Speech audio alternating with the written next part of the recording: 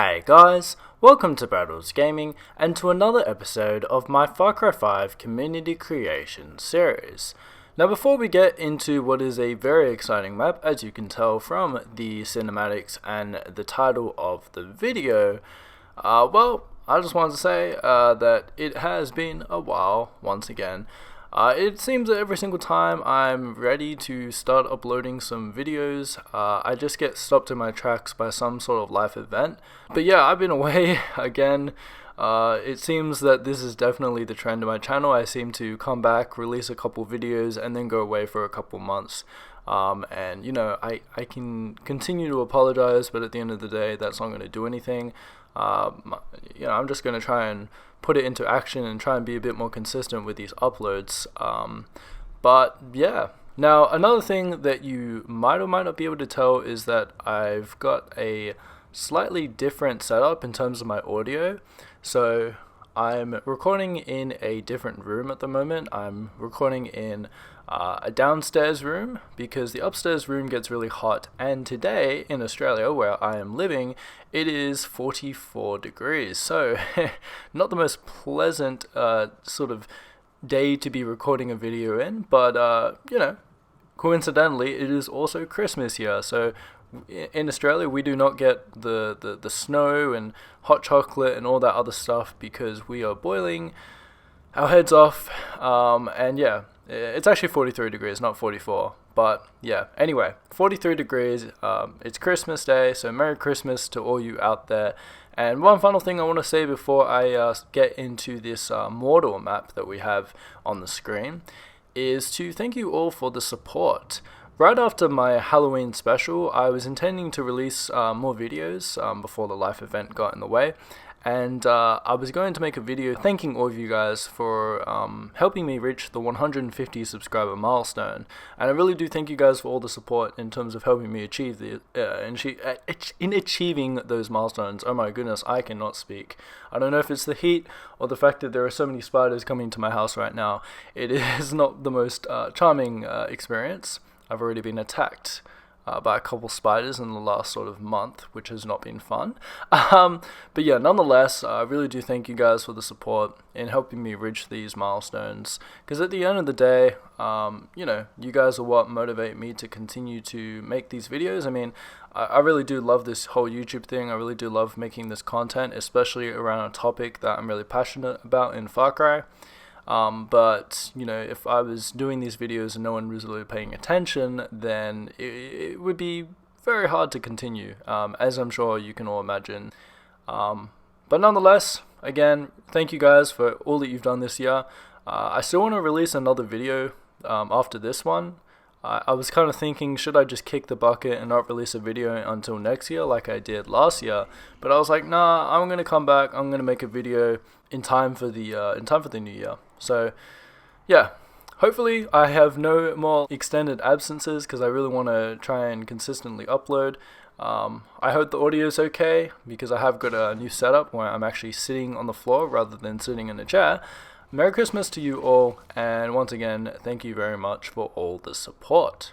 Now, I don't know if you noticed, but at the beginning of the video when the cinematics were rolling through, there would have been a weird sort of glitch on the screen. I don't know why, but whenever I was trying to capture cinematics for this particular map by downloading the map and going into the map editor, there was a weird sort of glitch where the rocks on the ground would emulate into the sky, and so on the cinematics you can see a lot of, I guess, floating rocks, or things that actually kind of look more like the spies from Sauron in the movies. That was kind of an analogy I thought to put into the video, into the commentary there, because they do kind of look like the Creebane, I think that's how they're pronounced, which is funny. I just thought, weird glitch, but also kind of does look like Sauron spies. So yeah, look for the positive in the negative.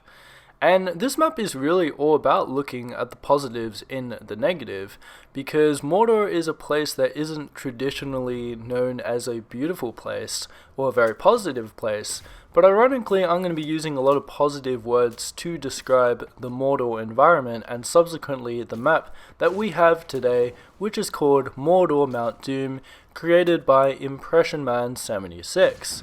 This is a journey map, and although it was originally created on the PlayStation 4, or the PlayStation, it is accessible on all three platforms, the PlayStation, the Xbox, and the PC, as the map has been ported over to Xbox and PC via Map Swapper. So if you want to play this map on Xbox or PC, search for this map via the map name or the Map Swapper alias into your search engines, or your inbuilt game search engines.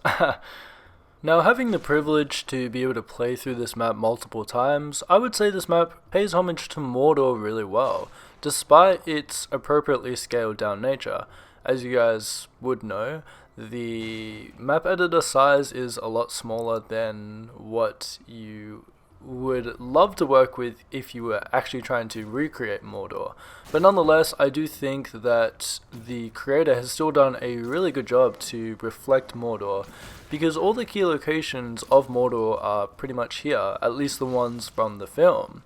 The intimidating Black Gates of Mordor, the daunting and creepy invoking Minas Morgul, the sheer scale of Barud-Dur, more colloquially known as the Eye of Sauron, the Dark Tower, the Tower of Sauron, the Tower of Mordor.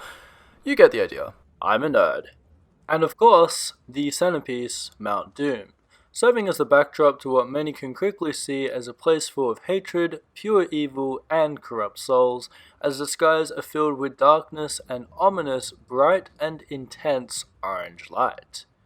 And finally we have Cirith Ungol, a place that our good old guide in Sméagol, or Gollum, innocently refers to as the way into Mordor, the secret stair, not mentioning to our good old comrades from the Shire in Frodo and Sam that Cirith Ungol is Elvish for Pass of the Spider.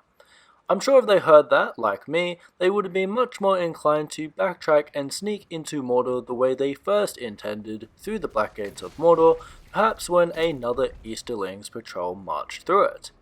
And as an Australian, I can absolutely testify firsthand that you do not want to enter a place called Pass of the Spider, as that is basically what my house is in a nutshell right now. Now that we've set the scene for this map, I'm going to be breaking down the pros and cons of my experiences with this map, as I do with every other map I feature in this series too. Pro number 1 is sort of an amalgamation of many pros under one banner, and that banner is of course the aesthetic. This map is true to its inspiration and is heavily atmospheric. The atmosphere of the map really captures that Mordor colour palette of the dark and despair grey and black undertones contrasted with the bright burning orange of the Mordor sky. The landscape has been very well thought out to include sharp rocky terrain that one would typically associate with Mordor terrain and topography. The environment is dominated by a murky orange and intense sky that invokes that sense of dark power espoused from a place like Mordor, where dark magic runs rampant. And the structures themselves, i.e. the assets that have been used to construct specifically the Black Gates of Mordor, Barud-Dur, and Minas Morgul, are just absolutely awe-inspiring. I really love how great the Black Gates look in this map. They massively span from one side of the canyon to the other, are quite large in their proportions to the player on the ground, and the spikes used on the gates and the two towering watchtowers really tie in this whole structure together. Barud-Dur looks as daunting as ever. The tower itself is particularly confronting, and the Eye of Sauron looks really believable. More on Minas Morgul later, as this structure serves as a great segue into my next pro for this map, which is Easiness of Navigation. Now I'm presuming that the majority of people that have played this map or search up for this map in the arcade are LOTA fans, and therefore have at least some understanding of the places Frodo and Sam visited before reaching Mount Doom. But let's just for a few minutes pretend we are not one of these people. I think then it will allow us as observers of this creation to gain a much wider and fuller appreciation of the effort that has gone into this map in terms of navigation. Now there aren't any super obvious indicators such as the waypoints you can find in the editor. Instead, Impression Man 76 has used the general landscape and key landmarks complemented by lighting to guide the player on the correct pathway. Regarding the initial spawning location, the player spawns in facing the Black Gates of Mordor. There they are greeted with a seemingly impenetrable structure and steep canyons and mountains that envelop them on both sides. On one hand, there is an abundance of enemies around and on the Black Gates of Mordor, which may suggest to the player that this is the way forward. However, I think it will more so appear to the average player that this is more of an obstruction, if anything, rather than an obstacle to be traversed. Placing these enemies on the wall and spread out in front of it also serves to bring the player into near immediate conflict when they spawn in, and a quick observation any player should make is that the source of the enemies is not coming from the Black Gates, but rather from their right.